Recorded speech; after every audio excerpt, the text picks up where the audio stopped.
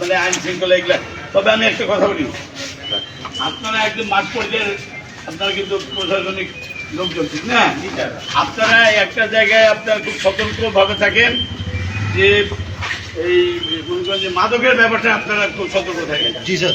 আমি এই যে এবার করবো, এবার বলতে যে ইউনিয়ন থেকে যে এলাকা থেকে আসুক, মাদকে যদি তারা এলাকাটা কন্ট্রোল না করতে পারে, তারা লিস্ট করবে, লিস্ট করে আমার প্রশাসনকে দেবো। তারা প্রথম অবস্থায় তাদেরকে বুঝাবে, বোঝার পরে যদি তারা না শুনে, তারপরে তার পরিবারকে যে বুঝে, তারপরে যদি না শুনে, তাহলে তার এলাকায় উন্নয়নমূলক কর্মকাণ্ডে 5 বছরে আনা দিব না।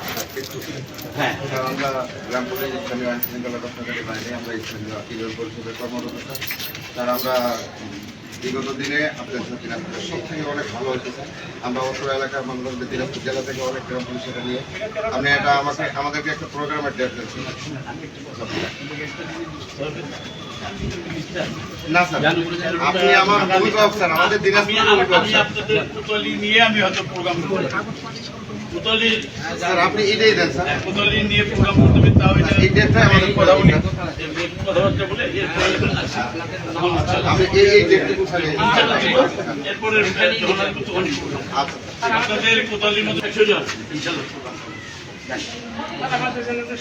রাষ্ট্রপতির ভাষণের উপরে যে রাষ্ট্রপতির ভাষণের উপরে আর একটা হচ্ছে, মনে করেন যে এই যে বাজেটের উপরে তো এলাকার উন্নয়নের কথা বলা যায়, আর একটা ধারা, এগুলো তো বলা যাবে না। এইটা আপনাকে হুইপের কাছে নোটিশ জমা দিতে হবে, হুইপ পাঠাবে, চিফ হুইপ পাঠাবে স্পিকারের কাছে। আর ওই যে সমসাময়িক ঘটনা, মানে সূর্য দেখতে ভেজাল হচ্ছে, তখন মনে করেন পয়েন্ট অফ অর্ডারে দ্বারা একটা, তাও পয়েন্ট অফ অর্ডার 10 বার দাঁড়াবার পরে আপনাকে দিবে কিনা জানি। গাইবান্ধা 4 আসনে গভর্নমেন্ট সার্কেল বলেছে। হ্যাঁ বলুন, চাইলেই বলতে পারবো। ঠিক আছে, ঠিক আছে, ধন্যবাদ। ইনশাল্লাহ এরপরে আসি।